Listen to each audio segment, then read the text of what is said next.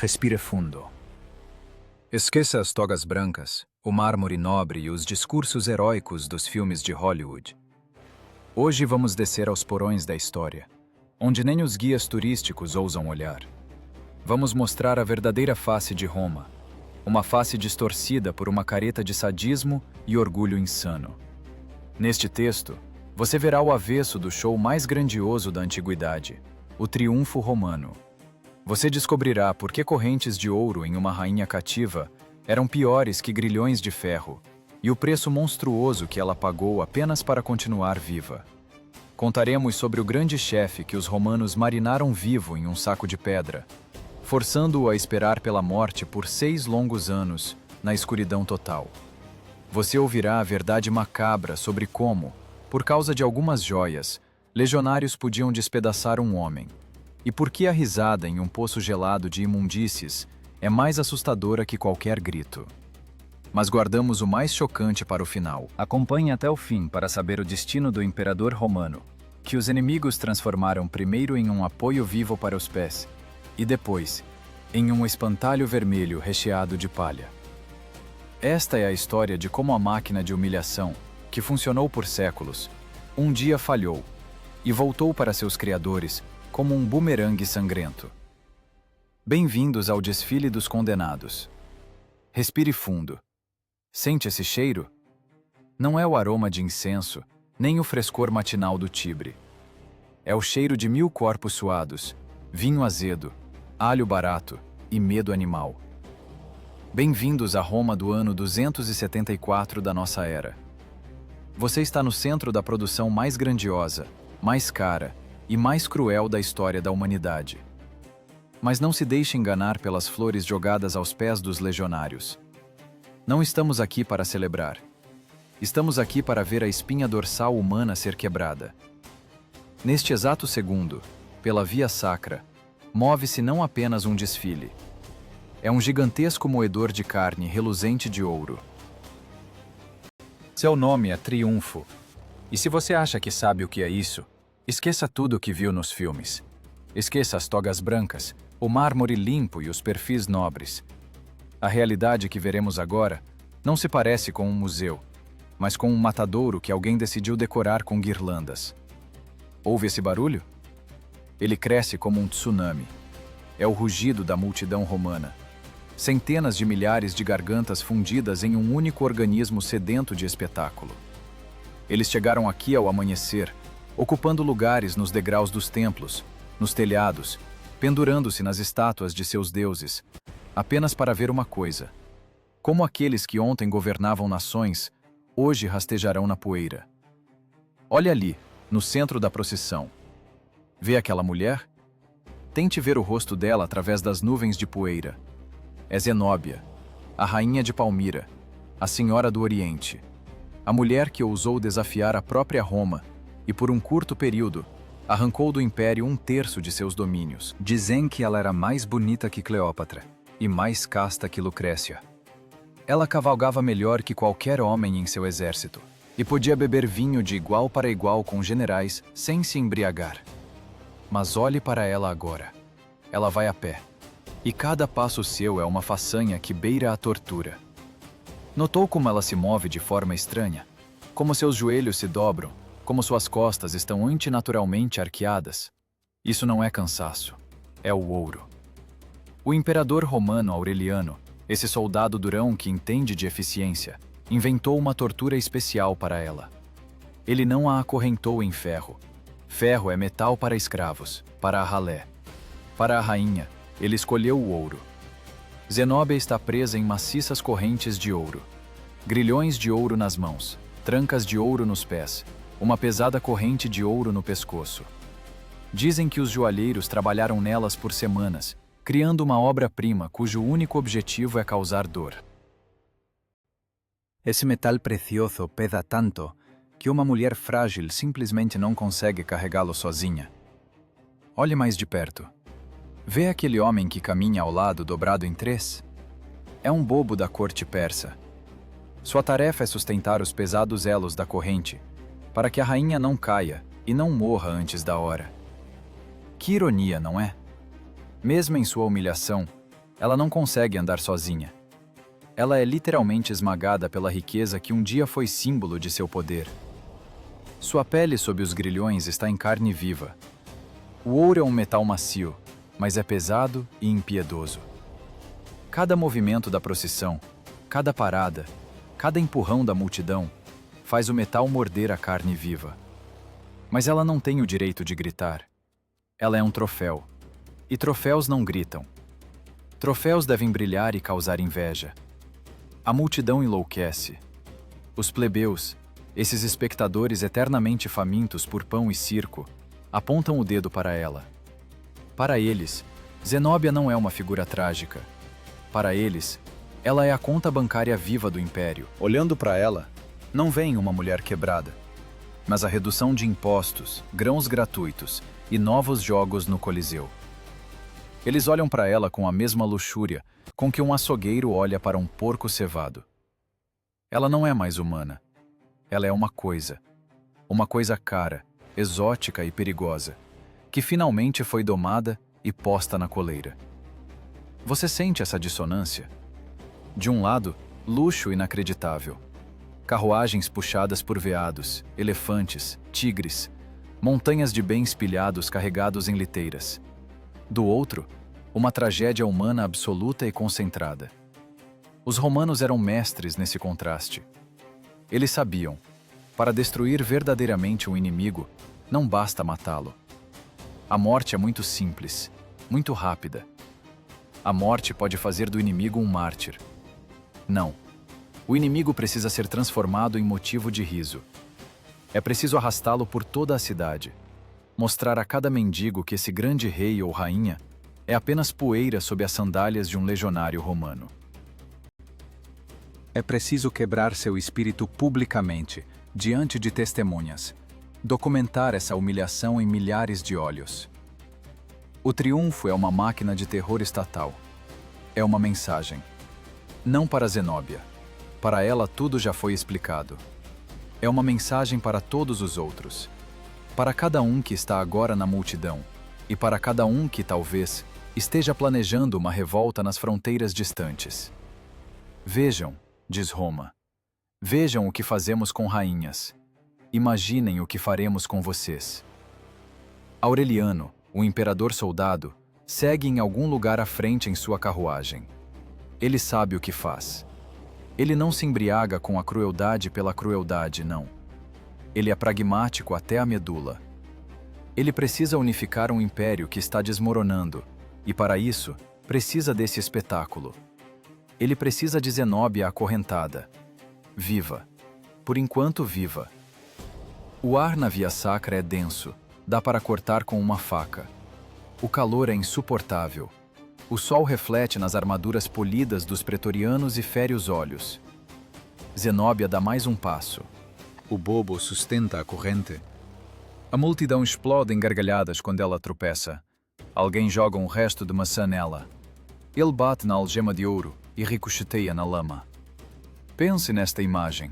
A maior mulher do Oriente, que se correspondia com filósofos e conhecia a língua egípcia melhor que os próprios egípcios, agora caminha sob escolta, como uma criminosa, sob as vaias da ralé que não sabe nem ler. Essa é a essência de Roma. Ela tritura a individualidade, tritura o gênio, tritura a grandeza, transformando tudo em uma massa cinzenta e submissa, cimentada pelo medo e pelo concreto. Mas o mais terrível aqui nem é a dor física das correntes. O mais terrível são os olhos de Zenóbia. Se pudéssemos olhar dentro deles agora, não veríamos lágrimas. As lágrimas secaram ainda em Antioquia. Veríamos ali o vazio. No momento em que a coleira de ouro se fechou em seu pescoço, a rainha morreu. Restou a casca, uma boneca cujos fios são puxados por outros. E enquanto a procissão rasteja lentamente, como uma enorme cobra, em direção ao Monte Capitolino, vamos nos perguntar: o que sente uma pessoa que foi transformada em um monumento vivo de sua própria ruína? O que ela pensa sob esse rugido ensurdecedor? Talvez ela se lembre de Palmira? Ou amaldiçoe o dia em que decidiu que poderia ser igual a Roma? Não. Provavelmente, ela pensa apenas em uma coisa: quando isso vai acabar. Mas ela ainda não sabe que no roteiro deste dia, seu papel está longe de terminar. O pior espera à frente, onde a estrada se bifurca, onde a festa termina e começa o verdadeiro trabalho dos carrascos romanos. Por enquanto, ela apenas caminha. Passo, o tinir do ouro, o estalo de um chicote ao longe, o rugido da multidão. Passo, o tinir do ouro. Esse ritmo hipnotiza. Ele martela no subconsciente uma verdade simples. A resistência é inútil. Roma é eterna. E você não. Mas não vamos esquecer por que ela acabou aqui. Porque essa mulher orgulhosa, que preferiria a morte ao cativeiro, ainda caminha por essa estrada maldita. Afinal, a história conhece exemplos de rainhas que escolheram o veneno. Por que Zenóbia escolheu a vergonha? A resposta para essa pergunta não está em sua covardia, mas no cálculo frio daquele que segue à frente na carruagem. E no acordo que ela fez para manter a vida. Um acordo cujo preço foi maior do que todo o ouro pendurado agora em seu corpo exausto. Você pergunta por que ela ainda respira? Por que Roma, que geralmente não deixa aos inimigos nem o direito a uma sepultura, permitiu que essa mulher mantivesse a cabeça sobre os ombros? Não se iluda. Isso não é um ato de humanismo. No dicionário do imperador Aureliano, a palavra misericórdia não existe. Foi substituída pela palavra conveniência. Zenóbia morta se tornaria uma lenda. Uma mártir cujo nome seria sussurrado pelos rebeldes nas areias da Síria por mais centenas de anos. Uma rainha morta é uma bandeira.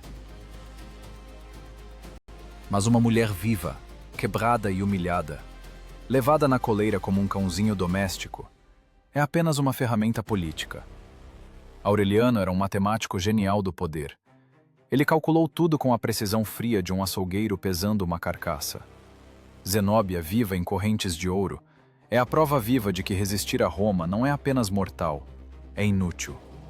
Mas por esse fôlego, pelo direito de caminhar sobre as pedras escaldantes de Roma e não apodrecer em uma cova sem nome, a rainha pagou um preço que não pode ser medido nem em sestércios, nem em talentos de ouro.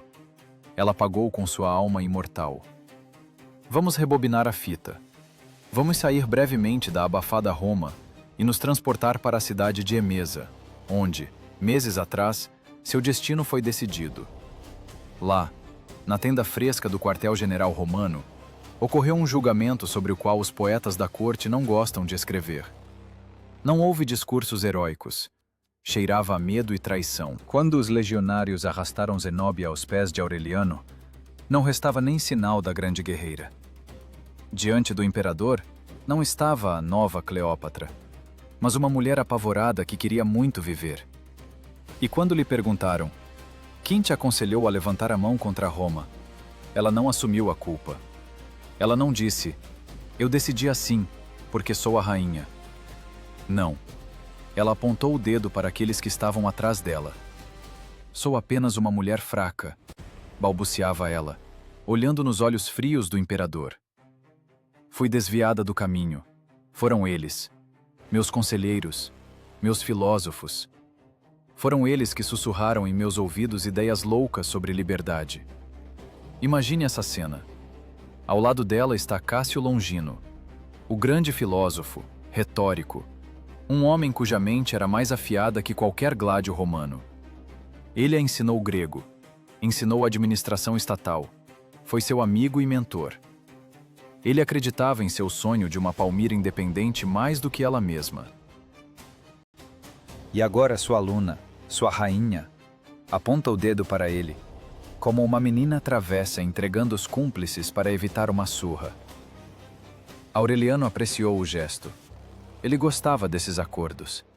A vida de um filósofo em troca da capitulação moral total do símbolo da resistência. Um câmbio vantajoso. Longino e outros conselheiros foram presos ali mesmo. Não foram poupados. O carrasco se aproximou de Longino, e o filósofo nem tremeu. Ele não implorou, não gritou sobre traição. Aceitou a morte com aquela calma estoica que faltou à sua rainha. O golpe da espada. O som surdo do corpo caindo. E silêncio. No segundo em que a cabeça de Longino rolou pela areia de Emesa, a verdadeira Zenóbia morreu. Aquela mulher que cavalgava à frente da cavalaria deixou de existir. Restou apenas uma casca vazia e bonita, pronta para vestir quaisquer correntes, contanto que o coração continuasse batendo. Ela comprou sua vida com a moeda da espécie mais suja, a traição daqueles que a amavam. Por isso, quando você olha para ela agora, caminhando pela via sacra, não sinta pena. Aqueles grilhões de ouro que puxam seus braços para o chão não são nada comparados ao peso daquela escolha. A multidão vê nela um inimigo derrotado, mas Aureliano, sorrindo em sua carruagem, vê nela sua melhor cúmplice. Ele não a quebrou com torturas. Ele a quebrou dando-lhe a oportunidade de trair a si mesma. Este é o auge do sadismo romano. Fazer a vítima destruir sua própria dignidade, transformando heroísmo em farsa. Os romanos na multidão, claro, não sabem desses detalhes. Eles não se importam com filosofia e dilemas morais. Eles querem show. Vêem ouro, vêem exotismo, vêem medo. E isso os embriaga. Mas a história é uma testemunha impiedosa. Ela registra não apenas as vitórias, mas também com o que se pagou por elas. E neste caso, o cheque foi assinado com o sangue de amigos. A procissão continua seu movimento. É uma lagarta gigantesca e pulsante, rastejando pelo coração do mundo. Estamos apenas no início do caminho, mas cada passo aqui é medido por séculos. O triunfo romano não é uma celebração caótica, é uma geometria rigorosa da morte. E essa geometria nos leva inexoravelmente ao ponto onde os destinos das pessoas se separam para sempre. Olhe para frente. A estrada começa a subir. Estamos nos aproximando da bifurcação mais importante do Império. Não é apenas um cruzamento, é um filtro. Aqui, aos pés do Monte Capitolino, termina a estrada comum e começa a segregação das almas. Bem à nossa frente, desenham-se os contornos de um lugar que os romanos têm medo de mencionar em vão. O lugar onde termina o brilho do ouro e começa a escuridão úmida da eternidade. Enquanto a carruagem do imperador se prepara para virar para cima, em direção ao reluzente templo de Júpiter, para elevar gratidão aos deuses, os prisioneiros aguardam outra curva. Para a direita, para baixo, para onde as pedras não veem o sol há centenas de anos. Para o Saco de Pedra, cujo próprio nome faz o sangue gelar nas veias até dos legionários veteranos. Bem-vindos à entrada do Tuliano, a Via Sacra. A principal artéria de Roma, por onde agora corre esse fluxo insano, não é apenas uma rua. É o livro-caixa do Império, pavimentado com paralelepípedos. Olhe para essas filas intermináveis de carroças rastejando diante dos prisioneiros. É um catálogo, o inventário do saque mundial. Não há nada aqui que seja deles, tudo é roubado. Estátuas de mármore arrancadas de templos gregos, baús com prata persa, animais exóticos que morrem de terror em jaulas apertadas. O elefante que nunca viu neve, agora treme com o vento romano e o rugido da multidão. Girafas, leões, rinocerontes. A própria natureza se curvou diante das legiões. Tudo isso são coisas.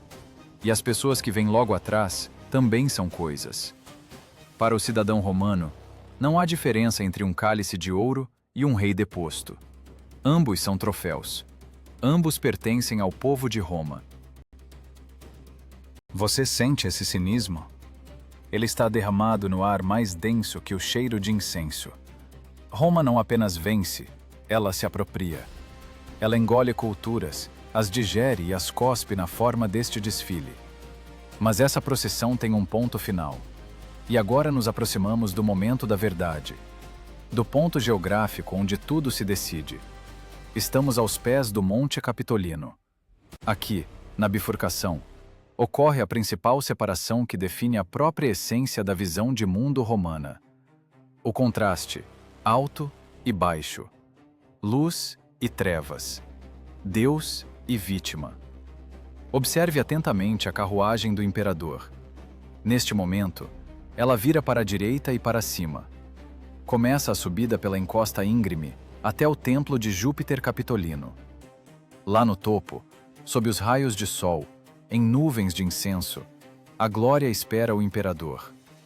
Lá ele é recebido como igual aos deuses. Lá ele sacrificará um touro branco, cujos chifres foram banhados a ouro, para apaziguar os céus. É o caminho para a luz, o caminho para a imortalidade. A multidão o acompanha com uivos de êxtase que abafam quaisquer pensamentos. Mas olhe para a esquerda. Vê como a escolta separa os prisioneiros principais do resto da coluna? Eles não estão destinados a subir até Júpiter. O caminho deles é para baixo. Eles são desviados para um beco que leva a um edifício baixo e discreto. É o Tuliano, o imóvel mais aterrorizante do mundo. O estômago de pedra de Roma, que digere os inimigos do Estado. Por fora, o lugar parece quase modesto. Mas por dentro... Imagine um saco de pedra escavado diretamente na rocha. Não há janelas. Não há portas no sentido habitual. A entrada é apenas uma, através de um buraco no chão do nível superior. A pessoa é simplesmente jogada para baixo, na escuridão úmida e fria. Não é nem uma prisão onde se espera julgamento. É o corredor da morte do qual não há saída. Os sons da festa não penetram aqui. O cheiro das flores não chega aqui. Aqui cheira apenas a umidade, mofo e terror secular. As paredes deste calabouço absorveram os últimos suspiros de centenas de chefes, generais e reis. Jugurta, Vercingetorix, Sejano, todos eles terminaram aqui, nesta tripa de pedra. E então chega o clímax do triunfo. É um momento perfeitamente coreografado, uma obra-prima da burocracia romana da morte. Enquanto lá em cima, sob o céu azul, o sacerdote ergue a faca sagrada sobre o pescoço do touro sacrificial. Lá embaixo, na escuridão do Tuliano, o carrasco coloca o laço no pescoço do prisioneiro. A conexão é mística, vida por vida. O sangue do touro para Júpiter, a vida do inimigo para a tranquilidade de Roma. No exato momento em que o touro cai de joelhos sangrando e a multidão no Capitólio explode em êxtase, lá embaixo ouve-se apenas um chiado silencioso. O carrasco faz seu trabalho de forma rotineira, sem emoção. Não é o sadismo da paixão, é o sadismo da função. Apertam a garganta com a corda, quebram as vértebras, ou simplesmente deixam morrer de fome, se o imperador quiser prolongar a agonia. Ninguém lá em cima ouve como o rei morre. Seus gritos se afogam na espessura da pedra e nos berros alegres da plebe. Os romanos lá em cima bebem vinho, riem, discutem quanto dinheiro o imperador distribuirá. E a metros abaixo deles, na escuridão absoluta, um homem que ontem comandava exércitos se debate em convulsões no chão sujo, sufocando no próprio vômito e no desespero. Esta é a verdadeira face do triunfo. Por cima, uma máscara dourada. Por baixo, o sorriso podre de uma caveira. A máquina funciona perfeitamente. Ela separa destinos. Para um, a coroa de louros. Para o outro, a corda de cânhamo. E ambos sabiam que, ao anoitecer, seus caminhos se separariam para sempre. Mas ninguém, exceto os romanos, poderia imaginar quão monstruoso seria esse contraste. É um processo frio e mecânico, como num matadouro. A carcaça é dividida, a carne para os deuses, a pele para o povo, os ossos para a terra. A civilização romana se ergue sobre esse alicerce. Para que um possa se tornar um deus, o outro deve se tornar nada. Transformar-se em lixo, que será levado escondido pela escada hegemonia e arrastado com ganchos até o Tibre, para ser jogado na água turva, privado até do direito ao enterro. Parece que esse sistema é ideal, que não falha, que qualquer um que caia nessas engrenagens está condenado a virar poeira. Os romanos acreditavam que esse ritual os protegia do medo, que, ao humilhar o inimigo, tiravam sua força. Mas a história é uma senhora irônica. Às vezes, a humilhação não quebra, mas endurece. Às vezes, Querendo pisotear o inimigo publicamente, Roma recebia um contra-ataque tal que as próprias bases do império tremiam. Às vezes, a violência gera não submissão, mas monstros capazes de queimar essa cidade até o chão. E se você pensa que todos iam submissos para esse porão, você se engana. Houve aqueles que entenderam as regras desse jogo muito bem. Aqueles que decidiram que era melhor queimar nas chamas da própria fúria do que se tornar um brinquedo nas mãos dos roteiristas romanos. Longe, no norte, numa ilha enevoada, uma mulher já preparava sua resposta à arrogância romana. Uma resposta que faria as legiões se afogarem no próprio sangue. Neblina. Uma neblina fria e pegajosa que penetra até os ossos, mesmo através do manto de lã. Esqueça o sol da Itália, estamos no fim do mundo. Na Britânia. Num lugar que os senadores romanos consideravam uma ilha amaldiçoada, habitada por fantasmas e loucos. Foi aqui que a máquina imperial de humilhação, que funcionava como um relógio suíço na África e na Ásia, de repente falhou. E essa falha custou a Roma 70.000 vidas de cidadãos romanos. Tudo começou com um erro burocrático. Os romanos, embriagados com sua impunidade, decidiram que a humilhação era a chave universal para o controle.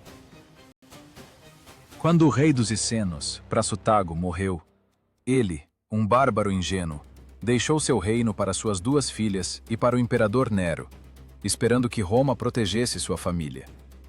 Que tolice! Roma não protege aliados. Roma os absorve. Em vez de proteção, coletores de impostos e centuriões vieram à casa da rainha Boudica. Eles não vieram negociar, vieram tomar.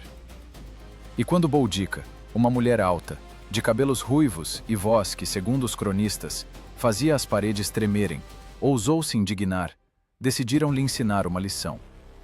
Uma lição de hierarquia romana. A cena que se desenrolou então diante da fileira de legionários deveria ser um ato educativo.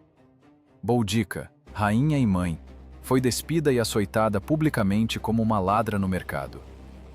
O assobio das varas rasgando a pele, o riso dos soldados. Eles achavam que estavam quebrando seu orgulho. Achavam que, vendo sua rainha na lama, os essenos entenderiam seu lugar. Mas os romanos, esses mestres da tática, cometeram um erro estratégico fatal em psicologia. Acharam pouco.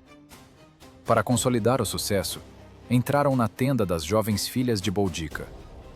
O que aconteceu lá, os historiadores romanos descrevem com eufemismos envergonhados.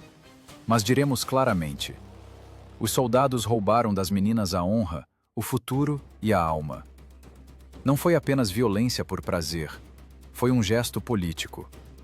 A demonstração de poder total e absoluto sobre o corpo do inimigo. Podemos fazer tudo com vocês, e nada nos acontecerá. Quando os soldados saíram da tenda, abotoando os cintos, eles riam. Tinham certeza de que haviam esmagado a Bárbara. Esperavam lágrimas, súplicas, submissão. Esperavam que a mulher quebrada rastejasse aos pés do procurador, implorando pela vida. Mas, em vez de submissão, receberam silêncio. Um silêncio terrível e zunidor, no qual nascia um monstro. Os romanos não entenderam que naquele dia, ao desonrar as filhas de Boudica, assinaram com as próprias mãos a sentença de morte de uma legião inteira. A dor tem um limite, além do qual começa a loucura, ou a fúria absoluta e fria. Boudica não chorou. Ela simplesmente deixou de ser humana e tornou-se uma força da natureza. Tornou-se a encarnação viva de Nêmesis. Ela iniciou uma revolta que varreu as guarnições romanas como galhos secos num furacão. Camuloduno, Verulâmio, Londínio, orgulhosas cidades romanas, transformaram-se em piras funerárias. Imagine esse inferno. Londínio, o coração comercial da Britânia, está queimando.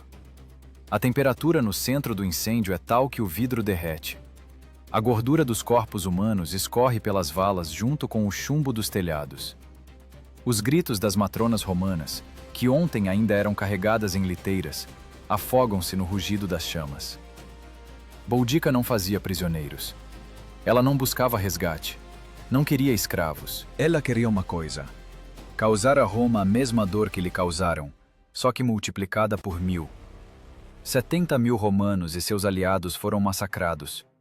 Não mortos em combate, massacrados, crucificados, enforcados, queimados. Sabe o que é mais assustador? Arqueólogos até hoje, ao escavar Londres, encontram uma grossa camada de cinzas vermelhas e argila queimada. Eles chamam isso de camada de destruição de Boudica. É uma cicatriz no corpo da Terra que não sarou mesmo depois de 2000 anos. Você pode pegar essa cinza nas mãos. É tudo o que restou da arrogância romana. No final das contas, claro, as legiões levaram a melhor. Disciplina vence a fúria. Na batalha decisiva de Watling Street, a tática romana triturou os rebeldes. O general Suetônio Paulino já esfregava as mãos. Ele já via seu triunfo. Já imaginava como conduziria aquela fúria ruiva pela via sacra acorrentada, como a jogaria no Tuliano, como forçaria suas filhas a caminhar atrás da carruagem. Ele já ouvia os aplausos do Senado, mas Boudica era mais esperta. Ela aprendeu a lição. Sabia que para Roma, seu corpo era o troféu principal. Boudica viva em Roma é a prova da vitória. Boudica morta no campo de batalha é apenas um cadáver. E ela os privou do clímax. Ela tomou o veneno. Imagine a cara de Suetônio quando lhe informaram que a rainha estava morta. Seu triunfo virou pó. Roubaram seu brinquedo principal. Ele venceu, sim, mas foi uma vitória vazia. Em vez de um desfile dourado, recebeu uma província queimada e uma montanha de cadáveres de seus concidadãos. Boudica mostrou ao mundo que a máquina de humilhação romana tem uma vulnerabilidade. A vítima sempre pode escolher a saída. A morte é a última liberdade que não pode ser tirada. Ela não os deixou desfrutar de seu medo. Não deixou a multidão vaiá-la. Ela partiu em seus próprios termos, deixando para Roma apenas cinzas e o gosto de fel. Foi um cuspe na cara do império, que nada poderia lavar. A história de Boudica tornou-se um lembrete sombrio para cada procurador. Se você encurralar um rato, ele pulará na sua garganta. Se você tirar tudo de uma pessoa, você a tornará livre do medo. E então, ela queimará sua cidade. Mas Roma é um aluno teimoso. Raramente aprende com seus erros. O orgulho é uma droga da qual é impossível largar. Ao império sempre parece que da próxima vez será diferente, que a próxima vítima será submissa, que o roteiro escrito no Senado será encenado sem falhas. E de fato, às vezes o roteiro quebra, mas não como Boudica fez. Não através do fogo e da fúria, mas através de algo muito mais perigoso para um ditador. Através de uma piedade súbita e indesejada. Um século antes do incêndio de Londínio, o grande Júlio César, o homem que parecia saber tudo sobre a multidão, deparou-se com uma situação em que seu próprio show se voltou contra ele. E a culpa não foi de um exército de bárbaros, mas de uma garotinha acorrentada. Vamos para o ano 46 a.C. Roma zumbi como uma colmeia agitada. Caio Júlio César celebra não um, mas 4 triunfos seguidos de uma vez. 4 dias de loucura contínua, vinho e sangue. Gália, Ponto, África, Egito. O mundo inteiro está aos seus pés, empacotado em caixotes de madeira e gaiolas douradas. Este é o auge do poder do ditador. Ele é o diretor principal desse espetáculo, e o roteiro parece impecável. Os romanos devem gritar de alegria ao ver os inimigos derrotados. Mas é aqui, no auge da glória, que o grande César, gênio da estratégia, comete um erro que nem um diretor novato no teatro de Pompeu perdoaria. Ele esquece a regra principal da propaganda. O inimigo deve causar medo ou repulsa. Mas, em hipótese alguma, pena. Trazem ao palco os prisioneiros da campanha egípcia. A multidão espera monstros. Espera assassinos cruéis, sacerdotes de cultos sombrios, gigantes núbios. E em vez disso, vem uma menina. O nome dela é Arsinoé. Ela é a irmã mais nova de Cleópatra. A mesma Cleópatra que, neste exato momento, por ironia do destino, vive na vila de César como hóspede de honra. Mas Arsinoé acabou do lado errado da história. Ela ousou se declarar rainha e agora paga a conta. Olhe para ela com os olhos de um simples padeiro romano na multidão. Ela tem apenas cerca de 15 anos. É frágil, está morrendo de medo. As correntes de ouro em que a prenderam pesam mais que ela mesma. Elas tinem em seus pulsos finos, esfolando a pele até a carne. Ela caminha tropeçando, e as lágrimas correm pelo seu rosto, borrando a maquiagem real. E então, acontece o inacreditável. A máquina de humilhação, que funcionou sem falhas por séculos, de repente trava. Em vez de assobiar, vaiar e jogar vegetais podres, a multidão se cala. Aquele zumbido de ódio que ouvimos no triunfo de Aureliano, de repente cessa. Faz-se um silêncio onde se ouve apenas o tinir das correntes e o choro de uma criança. E então, acontece o que César mais temia. As pessoas começam a chorar. Os plebeus, esses espectadores cruéis das lutas de gladiadores, que ontem apostavam em quão rápido um leão despedaçaria um cristão, de repente veem em Arsinoé não um inimigo do Estado, não um troféu, mas apenas uma menina infeliz. Aos olhos deles, ela é vítima de arbítrio. Imagine o rosto de César na carruagem. Seu maxilar endurece. Seu triunfo, seu momento estelar, transforma-se em farsa. Ele queria mostrar o poder de Roma esmagando um adversário perigoso.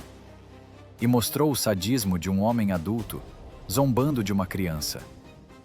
A empatia da multidão é veneno para a ditadura. Se o povo começa a ter pena da vítima, para de temer o carrasco. E se para de temer, começa a fazer perguntas. Isso é justo? Esse homem não tem poder demais? Foi uma falha grandiosa de roteiro. César sente o humor da multidão mudar. A piedade dá lugar a um murmúrio surdo. Os romanos não gostam de se sentir cúmplices de infanticídio. Isso estraga o apetite antes do banquete festivo. O ditador é forçado a improvisar na hora. Pela tradição, após o desfile, Arsinoé deveria ser estrangulada no mesmo Tuliano. Seria o final lógico. Mas César entende. Se matá-la agora, a multidão pode se revoltar. Ele não pode fazer dela uma mártir ali mesmo, na frente de todos. Ele cancela a execução. Arsinoé é exilada para Éfeso, para o templo de Ártemis. A vida dela foi poupada não por misericórdia, mas por medo do próprio povo. César aprendeu a lição. Nunca mostre o inimigo como humano. O inimigo deve ser uma caricatura, uma besta, um monstro. Se você mostrar seu rosto humano, você perdeu. Mas havia naquele dia em Roma mais um espectador que assistia a essa vergonha com muita atenção. Cleópatra. Ela viu tudo. Viu sua irmã acorrentada. Viu como a multidão primeiro sentiu pena dela e depois esqueceu assim que trouxeram o vinho grátis. E ela entendeu uma coisa que mudou para sempre o curso da história. Ela entendeu que nunca, em circunstância alguma, permitiria que Roma fizesse isso com ela. Cleópatra era mais esperta que a irmã. Ela jogava em outro nível. Olhando para a humilhação de Arsinoé, ela jurou a si mesma. Seu corpo nunca se tornaria adereço no show de ninguém. Os romanos poderiam ficar com seu reino, seus tesouros, até seus filhos, mas nunca a teriam como troféu para o desfile. Ela não causaria pena. Ela permaneceria uma lenda. E quando, anos depois, outro romano, o frio e calculista Otaviano, viesse buscá-la em Alexandria, ele estaria certo de que o roteiro estava pronto. Ele acharia que considerou os erros de César, mas não consideraria que Cleópatra já havia escrito seu próprio final. Um final em que ao vencedor restaria apenas uma gaiola vazia e o escárnio de uma rainha morta. A batalha de mentes entre a rainha do Egito e o futuro imperador de Roma seria o clímax desse teatro sangrento. Otaviano queria arrastá-la pela mesma via sacra, mas Cleópatra preparou para ele uma surpresa que estava no fundo de um cesto de figos. E essa surpresa privou Otaviano do maior prazer de sua vida.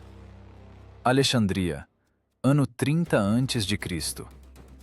O ar no mausoléu é viciado, pesado, impregnado com o aroma da morte e dos últimos e mais caros incensos.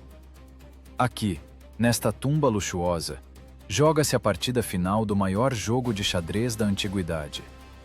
De um lado do tabuleiro, Otaviano, o futuro Augusto, o homem calculadora, o burocrata frio que transformou a guerra em relatório contábil. Do outro, Cleópatra, a última rainha do Egito, a mulher que entendeu o que sua irmã Arsinoé não entendeu. No jogo com Roma, não se pode esperar misericórdia. Pode-se esperar apenas a morte oportuna. Otaviano está obcecado. Ele não quer Cleópatra como amante, não quer Cleópatra como aliada. Ele quer Cleópatra como exposição. Ele já vê esse dia em detalhes. Como ele desfila por Roma e atrás de sua carruagem, tinindo correntes, caminha aquela que seduziu os dois maiores romanos. Esse deveria ser seu triunfo final, a prova definitiva de que superou tanto César quanto Antônio. Ele colocou guardas nela não para que não fugisse, mas para que os deuses não permitam, não se matasse. Tiraram todos os objetos cortantes da rainha. Cada copo d'água era provado por escravos. Otaviano aguardava como um cavalo de corrida premiado antes do derby. Mas ele subestimou um detalhe. Ele achava que lutava contra uma mulher, mas lutava contra um mito. Cleópatra sabia. Se pisasse no calçamento da Via Sacra, o mito morreria. Restaria apenas uma escrava envelhecida e humilhada sob as vaias da multidão. E ela ataca onde o aço romano é impotente. A lenda diz que a cobra foi levada num cesto de figos. O camponês que trouxe as frutas sorria para a guarda. Os romanos, esses soldados estúpidos, verificaram o cesto, viram frutas maduras e deixaram a morte entrar. A cobra, escondida sob as folhas, não é apenas um meio de suicídio. É um símbolo. O Uraeus, a serpente sagrada dos faraós, protetora do poder real, dá a última picada, salvando sua senhora da vergonha. Quando os legionários de Otaviano arrombam as portas do mausoléu, chegam atrasados exatos alguns minutos. A cena que vem é digna do pincel de um artista, não do relatório de um centurião. Cleópatra está deitada no leito dourado. Ela está morta. Mas não parece uma vítima. Está com vestes reais, diadema, maquiagem impecável. Ela partiu não como fugitiva, mas como uma soberana aceitando o sono. Sua serva, morrendo aos pés da senhora, ajeita-lhe a coroa. É belo, sussurra ela aos soldados que invadiram, e digno da descendente de tantos reis. Otaviano está furioso. Seu rosto, geralmente sem emoção, está distorcido numa careta de raiva. Roubaram seu clímax. Roubaram seu prêmio principal. Ele chama os psilos, encantadores de serpentes que sabem sugar veneno de feridas. Imagine esse senhor do mundo, que em pânico ordena reanimar o cadáver do inimigo, apenas para arrastá-lo pelas ruas. Mas o veneno da cobra age rápido. A rainha do Egito mostrou a Roma o dedo do meio do além-túmulo. E aqui estamos novamente em Roma, um ano depois. Ano 29 a.C. Triunfo de Otaviano. É um evento grandioso, 3 dias de festa. Mas no centro da procissão há um buraco. Todos sabem quem está faltando. A multidão esperava Cleópatra. A multidão queria ver a prostituta egípcia de joelhos. O que faz Otaviano? Ele comete um ato que balança no limite entre o absurdo e o desespero. Ele ordena que façam uma estátua. Pela Via Sacra trazem uma plataforma. Nela está uma boneca de cera de Cleópatra, feita em tamanho real, pintada pelos melhores mestres. Em seu braço, também de cera, uma cobra se enrola. Os romanos olham para isso e paira no ar uma sensação estranha. É um substituto, uma falsificação. Em vez de medo vivo, em vez de cheiro de suor e terror, mostram-lhes um adereço teatral. É patético. O grande vencedor Otaviano, o homem que destruiu a República, é forçado a arrastar pela cidade uma boneca grande, porque a mulher real foi mais forte que suas legiões. A multidão olha para o rosto de cera e entende. O imperador tem medo até da rainha morta. Ele tenta humilhar a boneca, mas humilha a si mesmo. Nesse momento, o triunfo vira farsa. A vitória existe, mas tem gosto de cera e tinta barata. Cleópatra, mesmo morta, dita as condições do desfile. Ela permaneceu na história como a beldade orgulhosa no leito dourado, e não como a velha quebrada em correntes. Ela venceu o sistema. Usou a morte como teletransporte para fugir do inferno romano. Mas sejamos honestos. Cleópatra é a exceção. É o viés de sobrevivência, ou melhor, o viés de quem morreu bonito. Ela teve sorte. Tinha veneno, tinha servos fiéis e tinha tempo. Para a maioria dos que caíam nas engrenagens do triunfo romano, tal luxo era inacessível. Para a maioria, o final feliz, na forma de morte rápida por cobra, era um sonho inalcançável. A realidade para os outros era muito mais prosaica, suja e infinitamente longa. Se Cleópatra morreu no aroma de figos e incenso, o nosso próximo herói enfrentaria uma atmosfera bem diferente. Imagine que você cai num poço profundo, em cujo fundo chacoalha uma lama gelada. Acabaram de arrancar de você não apenas a roupa, arrancaram a forma humana. E fizeram isso tão brutalmente que, junto com os brincos de ouro, arrancaram os lóbulos das orelhas. Bem-vindos ao mundo real da misericórdia romana. Bem-vindos à cela do rei Numida Jugurta, o homem que conheceu o verdadeiro frio do coração romano. Ano 104 a.C. Voltamos aos pés do Capitólio, onde o ar treme com os gritos da multidão exultante. Mas nosso caminho segue na direção oposta à luz. À sombra do triunfo de Caio Mário, está o homem que um dia jogou na cara de Roma a frase mais ousada da história. Cidade à venda, condenada à ruína, se encontrar comprador. É Jugurta, rei da Numídia, leão do deserto, o homem que por anos comprou senadores romanos no atacado e no varejo, acreditando que o ouro é a linguagem universal da paz. Mas hoje o ouro silencia. Hoje Jugurta descobre o que acontece quando a paciência de Roma acaba e o contrato é anulado pela espada. A cena que se desenrola diante da entrada do Tuliano lembra mais um assalto em um beco escuro do que um ato de justiça estatal. Os legionários que cercam o rei não veem nele nem inimigo, nem ser humano. Veem uma carteira ambulante. Jugurta ainda está com suas vestes reais. Usa as joias que vestiu para o desfile por ordem dos vencedores. E essas joias enlouquecem os soldados. Eles não esperam a ordem para retirar suas regalias. Lançam-se sobre ele como um bando de hienas. Imagine este momento. Nenhuma solidez. Mãos sujas agarram a seda da túnica. O tecido rasga, mas os soldados não ligam para o tecido. O que interessa é o metal. Alguém arranca o colar, quase estrangulando o rei. Mas o pior acontece um segundo depois. Um dos legionários vê os pesados brincos de ouro nas orelhas do Numida. Ele não perde tempo abrindo o fecho. Não tem tempo para delicadeza. Ele simplesmente puxa. Um puxão brusco. O estalo da cartilagem. Respingos de sangue quente nas pedras frias. Jugurta nem tem tempo de gritar, e já perde não só o ouro, mas os lóbulos das próprias orelhas. Ele, ensanguentado, seminu, humilhado ao estado de um pedaço de carne, é arrastado para o buraco negro no chão. É a boca do Tuliano. Embaixo, a escuridão. Embaixo, água misturada com imundícies que vazam do esgoto da cidade.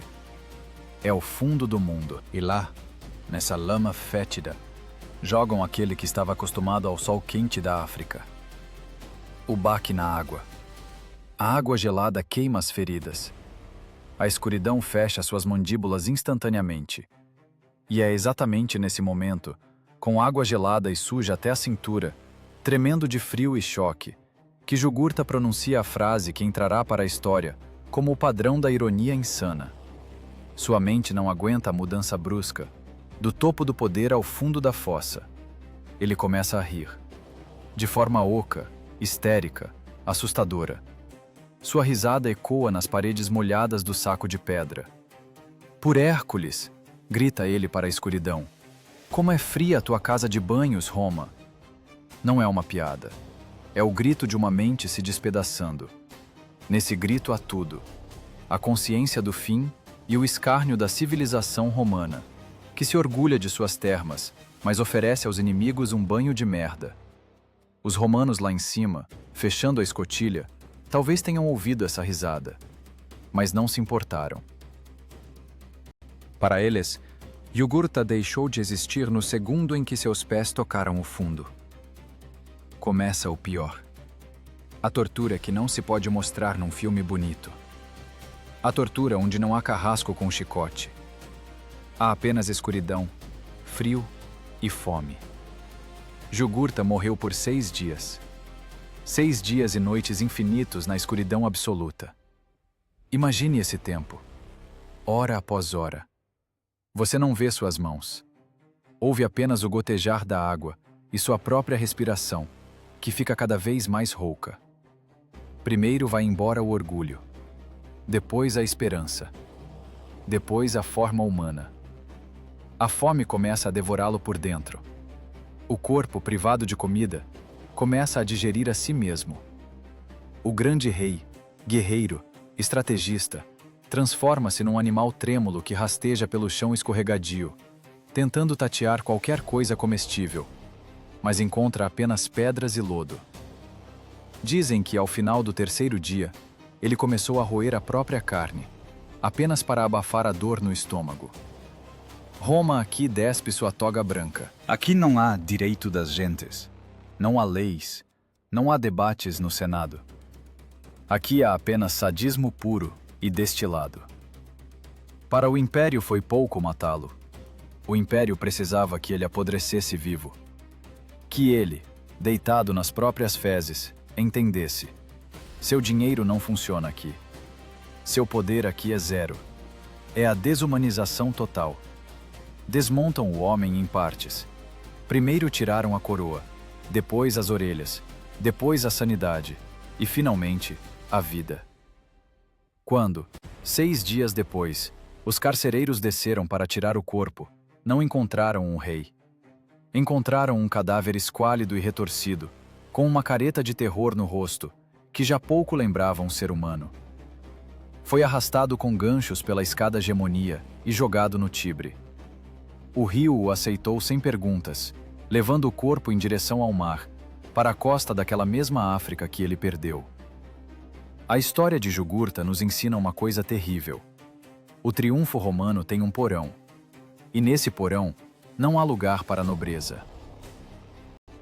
Se lá em cima, no Capitólio, os imperadores brincam de deuses, lá embaixo tornam-se demônios. O banho gelado de Jugurtha é a verdadeira temperatura da alma romana. Um frio calculista e indiferente. Mas a morte de Jugurtha, por mais terrível que fosse, teve uma vantagem. Foi relativamente rápida. 6 dias são uma eternidade quando se está no inferno, mas é apenas um instante na escala da história. Os romanos sabiam matar rápido, mas também sabiam matar devagar. Muito devagar. Existe uma tortura pior que a fome, pior que o frio, pior que a dor física. É a tortura da esperança, a tortura do tempo. Imagine que não te matam na hora. Colocam você na prateleira, como um objeto esquecido, e deixam lá empoeirando por anos. Você está vivo, mas não existe. Você espera sua entrada no palco, mas a cortina nunca sobe. Foi exatamente esse o destino reservado ao homem que conseguiu unir as tribos dispersas da Gália e quase colocou César de joelhos. Vercingetorix, um nome que soava como trovão. Um nome que virou sinônimo de liberdade. Mas para Roma, ele virou apenas uma conserva. Um troféu vivo que foi marinado na escuridão por 6 longos anos para ser servido à mesa no momento certo. Se a morte de Jugurtha foi uma corrida de velocidade para o abismo, o destino do nosso próximo herói é uma maratona no caixão. Imagine que você foi enterrado vivo, mas esqueceram de jogar terra, deixando um pequeno tubo para o ar. E assim você fica não um dia, não 2, mas 72 meses. Vamos mentalmente para o ano 52 a.C., o cerco de Alésia. O grande chefe gaulês Vercingetorix entende. A guerra está perdida. Seu povo morre de fome. Para salvar o que resta de sua gente, ele comete um ato digno de tragédia antiga. Veste sua melhor armadura, monta em seu cavalo de guerra e sai pelos portões da fortaleza direto para o acampamento romano. Ele cavalga ao redor da colina onde César está sentado, pula do cavalo, arranca as armas e senta-se em silêncio aos pés do vencedor. Foi um gesto de dignidade incrível, a capitulação de um guerreiro diante de um guerreiro.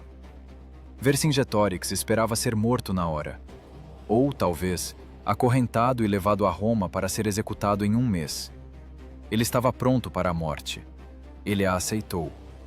Mas Caio Júlio César não é apenas um guerreiro, é um político. E políticos não jogam fora cartas de trunfo, mesmo se o jogo for adiado. César sabia que teria um triunfo grandioso pela frente, mas também sabia que em Roma fermentava uma guerra civil. Ele não tinha tempo para festas. Precisava lidar com Pompeu, com o Senado, com o Egito. E Vercingetorix tornou-se vítima da burocracia e do calendário romano. Enviaram-no para o mesmo Tuliano. A porta bateu, e fez-se silêncio.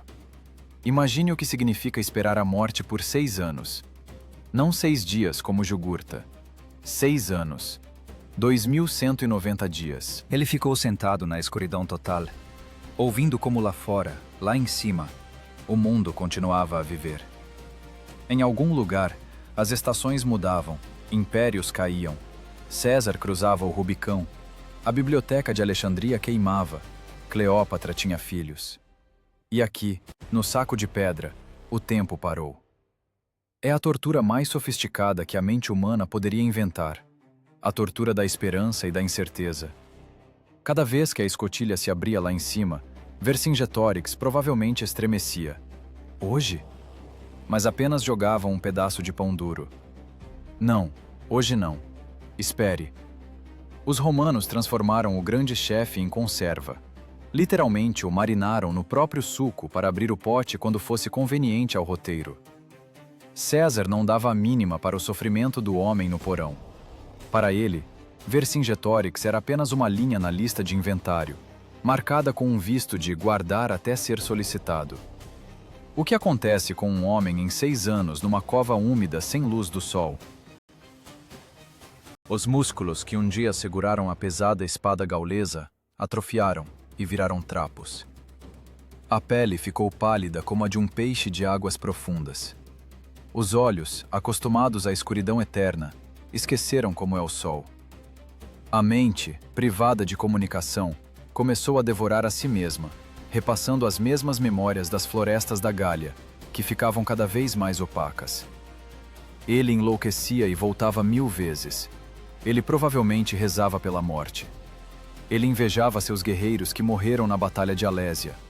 Eles partiram livres. E ele se tornou uma coisa colocada na prateleira mais alta. E então, finalmente, chega o ano 46. A guerra civil acabou. César é o dono do mundo. Chegou a hora de pegar os brinquedos velhos. A escotilha se abre. Soldados descem a cela. Eles tiram de lá algo que lembra remotamente um ser humano. Já não é aquele guerreiro orgulhoso de musculatura definida que os legionários lembravam. É um velho quebrado, quase cego, que aperta os olhos e cobre o rosto com as mãos, porque a luz do dia lhe causa dor física. Dão-lhe banho, vestem-no com alguns trapos que imitam vestes reais, penduram nele correntes pesadas. Mas as correntes ficam largas, porque o corpo sob elas secou. Ele é conduzido pelas ruas de Roma. A multidão ruge. Vercingetorix! Vercingetorix! Eles lembram da lenda. Esperam o monstro que quase destruiu suas legiões. Mas veem uma ruína. Ele caminha tropeçando, sem entender onde está e o que está acontecendo. O barulho da multidão para ele, acostumado ao silêncio do túmulo, é como marteladas na cabeça. Não é um triunfo sobre o inimigo. É um escárnio com um cadáver onde ainda habita a respiração. César vai à frente, brilhando de glória. Ele mostra ao povo: vejam, eu domei este furacão. Mas é mentira. O furacão se acalmou sozinho, sufocado no porão. César venceu o tempo, não o homem. Quando a procissão chega ao Capitólio, a carruagem do ditador vira para o templo. E Vercingetorix, como um guardanapo usado, é novamente desviado para o lado do Tuliano. Sua missão está cumprida. Ele teve seus 500 metros de fama. Não é mais necessário. Não o torturaram muito. O carrasco simplesmente jogou o laço e apertou o nó. Silenciosamente, rotineiramente, sem pompa. Após 6 anos de espera, sua vida foi cortada em 1 segundo, assim que os holofotes do desfile se apagaram. Pense nesse cinismo. Mantiveram um homem vivo por 6 anos apenas por 1 hora. Toda a sua vida, todo o seu sofrimento, cada respiração naquela cova escura, tudo isso foi combustível para a vaidade de um único homem. A máquina de humilhação romana atingiu aqui seu absoluto. Ela mostrou que pode não apenas matar, mas colocar a vida em pausa. Ela pode roubar seu tempo, o único recurso que não se pode repor. Vercingetorix pagou pela grandeza de Roma não com sangue, mas com anos de existência sem sentido na escuridão. Mas a história gosta de equilíbrio. Roma, que tão facilmente brincava com vidas alheias, transformando reis em mobília e adereços, um dia se veria no papel de humilhado. A lei do bumerangue é implacável. E 3 séculos após a morte do chefe gaulês, o próprio império descobriria como é, quando seu imperador é usado não como governante, mas como apoio para os pés. O grotesco que o futuro prepara superará até as fantasias mais ousadas dos sádicos romanos.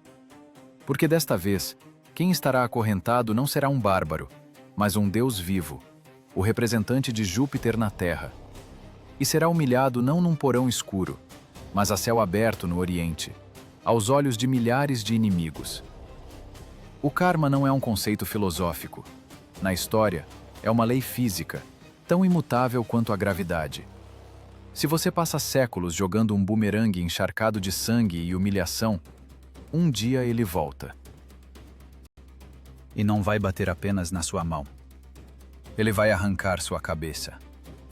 Nós nos transportamos para o ano 260. O Império Romano, esse colosso que parecia eterno, começa a balançar. Rachaduras aparecem na fundação. Mas o golpe mais terrível não vem da economia nem da peste. Vem do Oriente, da Pérsia, onde a dinastia sassânida decidiu que era hora de acabar com a arrogância romana. Conheçam Públio Licínio Valeriano, imperador de Roma, Augusto, Deus vivo, o homem cuja imagem é cunhada em moedas da Britânia à Síria. Ele partiu para a guerra para mostrar aos bárbaros o seu lugar. Mas a Batalha de Edessa terminou em uma catástrofe que o cérebro romano simplesmente se recusava a processar. O imperador foi capturado. Não um general, não um senador, mas o próprio imperador. O representante de Júpiter na Terra, vivo. Se você pensa que ele foi tratado com respeito real, como Alexandre o Grande, com a família de Dario, então você esqueceu sobre o que é nossa história. O rei persa, Sapor. Primeiro conhecia a história perfeitamente. Sabia o que Roma fazia com reis prisioneiros. Ouviu sobre Jugurta no poço de merda. Ouviu sobre Zenóbia acorrentada. E decidiu cobrar a dívida, com juros. Sapor não matou Valeriano. A morte é fácil demais para um deus. Ele inventou para ele um novo cargo em sua corte. Um cargo que não existia em nenhum quadro de funcionários. Imperador Banquinho. Não é metáfora, nem figura de linguagem. Cada vez que o rei dos reis, Sapor, desejava montar em seu cavalo de guerra, não usava um apoio de madeira ou as costas de um servo. Ele estalava os dedos e trazia um imperador romano. Valeriano, vestido nos trapos de seu manto outrora púrpura, descia a poeira de 4. Imagine essa cena.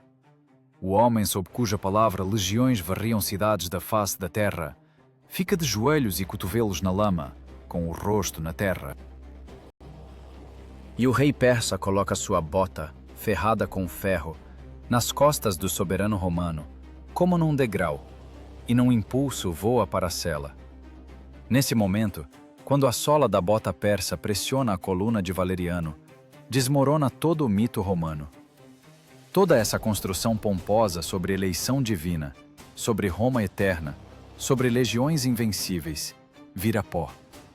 O imperador romano é apenas um móvel confortável e macio para o verdadeiro vencedor. Valeriano viveu nesse inferno por alguns anos, cada dia uma nova humilhação. Ele era um monumento vivo da vergonha de seu país. Embaixadores romanos ofereciam montanhas de ouro por ele. Ofereciam províncias, cidades, escravos. Mas Sapor apenas ria. Para que ele quer ouro, se tem tal brinquedo? O prazer de ver o Senhor do mundo rastejar aos seus pés vale mais que qualquer tesouro. Mas o mais macabro aconteceu quando Valeriano finalmente morreu. Seu coração não aguentou a vergonha. Ou talvez alguém da guarda tenha sentido pena do velho. Parecia que o tormento tinha acabado. O corpo deveria ser queimado ou enterrado. Mas Sapor era perfeccionista em questões de humilhação. Ele não deu paz a Valeriano nem na morte. Do corpo do imperador arrancaram a pele, inteira, como de um carneiro sacrificial. Os mestres romanos da taxidermia poderiam invejar os artesãos persas. A pele de Valeriano foi recheada com palha e esterco para lhe dar a forma de um corpo humano. E então, e este é o toque final do gênio da vilania, pintaram-na de vermelho vivo, a cor da púrpura imperial, a cor das legiões romanas, a cor do sangue. Esse espantalho foi pendurado sob as abóbadas do principal templo zoroastrista. Imagine o choque dos diplomatas romanos que chegavam à Pérsia anos depois. Eram levados ao templo e a primeira coisa que viam era o espantalho vermelho de seu ex-deus balançando no teto. Era um lembrete eterno. Olhem, eis a Roma de vocês. É uma casca vazia, recheada de merda e palha. Foi o grotesco absoluto. Roma, que por séculos transformou pessoas em coisas, em troféus, em símbolos, ela mesma se tornou uma coisa. Uma peça de exposição no museu alheio do ódio. A história fechou o círculo. O bumerangue voltou e bateu tão forte que o eco desse golpe é ouvido até hoje.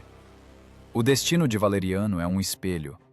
Os romanos adoravam assistir ao sofrimento dos outros, considerando-se espectadores num camarote seguro. Mas Sapor quebrou o vidro e arrastou o espectador para a arena. Descobriu-se que deuses também são mortais, e sua pele aceita muito bem o curtimento. Foi o fim da ilusão. O mundo viu que Roma podia não apenas ser vencida, podia ser humilhada. Podia ser transformada em motivo de riso. O medo das legiões começou a evaporar como orvalho matinal no deserto. Se o imperador pode ser usado como banquinho, então o império não é um monólito, mas um toco podre. No entanto, mesmo esse pesadelo acontecia longe, nas fronteiras orientais, em algum lugar nas areias. O Senado podia fingir que isso não existia. Os plebeus podiam esquecer depois de mais uma distribuição de pão. Roma ainda estava de pé. Suas muralhas eram fortes e o ouro nos templos brilhava. Mas o mecanismo de destruição já fora acionado. O tabu da humilhação de Roma fora quebrado. E agora a ameaça se aproximava, não da distante Pérsia, mas do norte. Ela vinha pelas mesmas estradas que os legionários construíram. Passou-se um século e meio.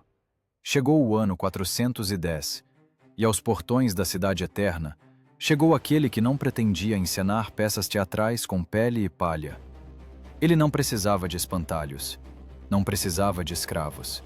Ele tinha uma espada, e sabia que Roma não é um templo sagrado, mas apenas um grande armazém, que há muito ninguém vigia. Seu nome era Alarico, e ele não veio para participar do triunfo. Ele veio para cancelá-lo, para sempre. 24 de agosto, ano 410 da nossa era, noite. Nos portões. Salários. Não há procissões com tochas, nem hinos solenes, nem pétalas de rosa. Há um silêncio que faz o sangue dos sentinelas nas muralhas gelar. Esse silêncio é mais assustador que qualquer grito de guerra. E de repente, ele é interrompido, não pelo golpe de um ariete quebrando o carvalho secular, nem pelo estrondo de catapultas. É interrompido pelo ranger baixo, quase íntimo, de dobradiças. Os portões se abrem por dentro. Roma, que por 800 anos não via inimigo dentro de seus muros, caiu não em batalha. Caiu porque alguém, um escravo, um traidor, ou apenas um homem cansado de mentiras, abriu o ferrolho. Os visigodos de Alarico entram na cidade. Esqueça os contos de bárbaros selvagens em peles que não sabem de que lado segurar a espada. Esses homens serviram no exército romano. Conhecem a tática romana, usam armaduras romanas, falam latim melhor que muitos senadores. Mas em seus olhos, não há respeito pela cidade eterna. Em seus olhos há apenas o cálculo frio de um cobrador que veio buscar uma dívida vencida. E eles caminham pela via sacra, pela mesma estrada sagrada, cuja cada pedra nós examinamos seguindo Zenóbia, Jugurta e Vercingetorix. Mas desta vez, o movimento é na direção oposta, e o ritmo dessa marcha é outro. Antes, aqui tinham as correntes dos prisioneiros. Agora, aqui tine o aço dos conquistadores. Antes, os romanos ficavam nas calçadas e cuspiam na cara dos reis vencidos. Agora, os romanos se escondem nos porões de suas vilas, tapando a boca das crianças para que o choro não seja ouvido pela patrulha. Aqueles que ontem se consideravam donos do universo, hoje rezam ao seu novo Deus cristão, ou aos velhos olimpianos, não importa a quem, contanto que passem despercebidos. Mas orações não funcionam quando a história dá o veredito. Alarico não quer triunfo. Ele não precisa de coroas de louros. Não precisa subir ao templo de Júpiter para sacrificar um touro. Ele veio buscar aquilo pelo que Roma destruiu nações por séculos. Ele veio buscar o ouro. Começa a maior expropriação da história. A máquina de humilhação, que por séculos funcionou na entrada, sugando para si as riquezas do mundo, quebrou. O fluxo se inverteu. Os soldados de Alarico tiram tudo de templos e palácios. Estátuas de ouro são derretidas diretamente em fogueiras acesas sobre pisos de mosaico. Pedras preciosas são arrancadas dos olhos de deuses de mármore com adagas. Sedas impregnadas de púrpura são rasgadas para fazer faixas para os pés. Pense na ironia deste momento. Os visigodos levam o candelabro de 7 braços, a menorá, que Tito roubou em Jerusalém. Carregam em carroças a prata trazida da Grécia. Levam o ouro de Cartago. Tudo o que Roma pilhou em 1000 anos, tudo o que foi pago com sangue e humilhação de milhões de pessoas, agora deixa a cidade. O banco foi assaltado. O cofre foi aberto. Alarico ri. Mas não é o riso louco de Jugurta na cova gelada. É o riso do vencedor que vê que o rei está nu. O grande império revelou-se um tigre de papel. Todo esse apelo, todas essas estátuas, todas essas conversas sobre o fardo do homem branco e civilização, tudo isso se mantinha apenas pelo medo. Assim que o medo desapareceu, Roma desapareceu. Por 3 dias a cidade está sob o poder dos godos. Apenas 72 horas. Mas nesses 3 dias o mundo mudou para sempre. Nestes dias, o Tuliano está vazio. Não há prisioneiros nele. A porta está escancarada e só entra cinza dos palácios em chamas no Palatino. Os fantasmas do passado, o estrangulado Vercingetorix, o comido vivo Jugurta, o humilhado Simão Bargiora, finalmente estão livres. Sua prisão foi destruída. Seus carrascos agora se tornaram as vítimas. As matronas romanas, patrícias orgulhosas que adoravam ver gladiadores morrerem, agora conhecem o destino das filhas de Boudica. Os soldados não distinguem linhagem ou patente. A violência que Roma exportou por séculos voltou para casa. É um bumerangue que voou por 400 anos e bateu com tanta força que rachou o próprio eixo do tempo. A antiguidade acabou. Começou a Idade Média. Quando no terceiro dia Alarico dá o comando para partir, ele deixa para trás não apenas uma cidade saqueada. Ele deixa o cadáver de uma ideia. A ideia de que se pode construir a felicidade eterna sobre a infelicidade dos outros. A ideia de que a grandeza é medida pela quantidade de escravos. Os godos partem pela Via Ápia, e suas carroças rangem sob o peso do ouro romano. A poeira assenta sobre as ruínas do Fórum. Os sobreviventes romanos saem de seus esconderijos. Olham para os pedestais vazios, para os narizes quebrados de seus imperadores, para as paredes chamuscadas do Senado. E nesse silêncio ensurdecedor que pairou sobre as cinzas, paira uma única pergunta. A pergunta que devemos nos fazer agora, parados no ponto final de nossa investigação. Valeu a pena? Valeram a pena esses desfiles infinitos, essas toneladas de correntes de ouro, essas espinhas quebradas de reis, esses heróis estrangulados em porões, esses rios de sangue. Valeu a pena tudo isso para, no final, tornar-se apenas mais um capítulo no livro de história sob o título A Queda do Império? A grandeza de Roma foi comprada a crédito com o diabo. Os juros acumularam-se por séculos. E quando chegou o cobrador Alarico, o pagamento teve que ser feito não só com ouro, mas com o futuro. Olhe para essas ruínas hoje.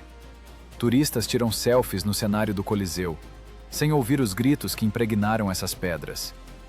Passeiam pelo fórum sem sentir o cheiro do medo. Mas agora você sabe a verdade. Você sabe o que se esconde atrás da fachada de mármore. Você viu o avesso do triunfo. Ouviu o chiado no Tuliano. O triunfo romano não era uma festa da vitória. Era um ritual que matava lentamente a alma do próprio vencedor. E quando a alma morreu, restou apenas o corpo. O belo, marmóreo e morto corpo de uma cidade que pensava que viveria para sempre. O imperador ia para Júpiter, e o prisioneiro ia para o inferno. Mas no fim das contas, séculos depois, eles se encontraram no mesmo ponto, no ponto do esquecimento. E a única coisa que restou de suas ambições é a poeira que nós agora sacudimos das sandálias, saindo da via sacra.